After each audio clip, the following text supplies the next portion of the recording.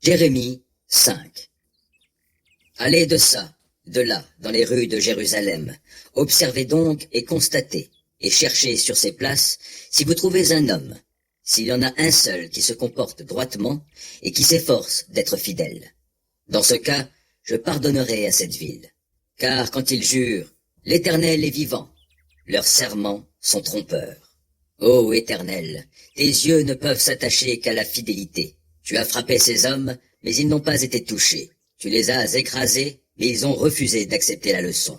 Ils ont rendu leur face plus dure que le roc, et ils ont refusé de changer de comportement. Je me suis dit alors, ce sont des gens de condition modeste. Ils agissent comme des fous parce qu'ils ne connaissent pas la voie prescrite par l'Éternel, ni le droit de leur Dieu. J'irai donc vers les grands, et je leur parlerai, eux. Du moins, ils connaissent la voie prescrite par l'Éternel et le droit de leur Dieu.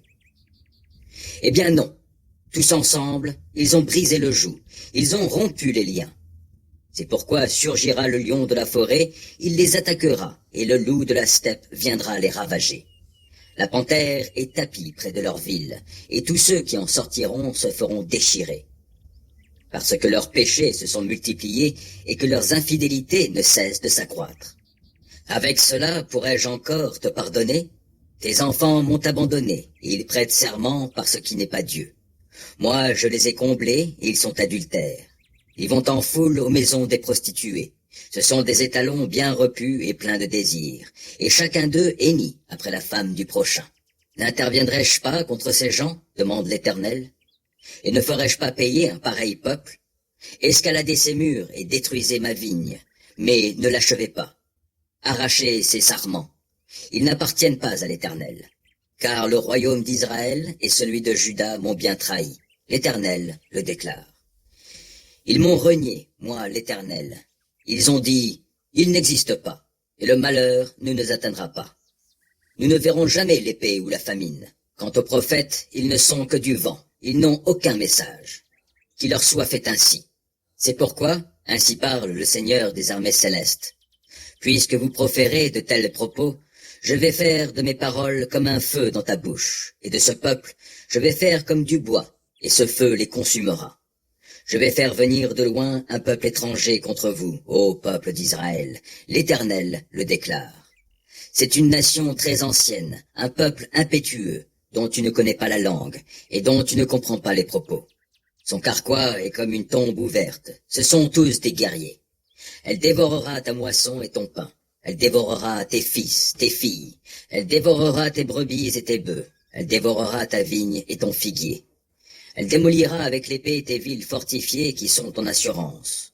Mais même alors, l'Éternel le déclare. Je ne vous anéantirai pas.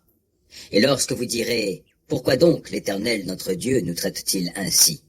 Toi, tu leur répondras, c'est parce que vous m'avez délaissé et que vous avez adoré des divinités étrangères dans votre pays même. Voilà pourquoi vous servirez des étrangers sur un sol qui n'est pas le vôtre. Annoncez ces paroles au peuple de Jacob. Proclamez ce qui suit au pays de Juda. Écoutez donc ceci, peuple insensé et sans intelligence. Vous avez bien des yeux, mais vous ne voyez pas. Vous avez des oreilles, mais vous n'entendez pas. Ne me craindrez-vous pas? Demande l'Éternel. Et ne tremblerez-vous pas devant moi, moi qui ai donné à la mer le sable pour limite, comme une barrière éternelle qu'elle ne franchira jamais? Elle bouillonne, mais elle est impuissante. Ses flots mugissent, mais ils n'iront pas au-delà. Ce peuple-ci, par contre, a un cœur rétif et rebelle. Ils se sont détournés et sont partis. Ils ne disent pas dans leur cœur, craignons l'Éternel, notre Dieu. Il nous donne les pluies, chacune en sa saison, les pluies d'automne et celles du printemps. C'est lui qui nous réserve les semaines fixées pour faire la moisson. Mais ce sont vos péchés qui ont tout dérangé. Ce sont vos fautes qui vous ont privé de ces biens. Car au sein de mon peuple se trouvent des méchants. Ils épient leurs victimes comme des oiseleurs. Ils tendent des pièges mortels et attrapent des hommes.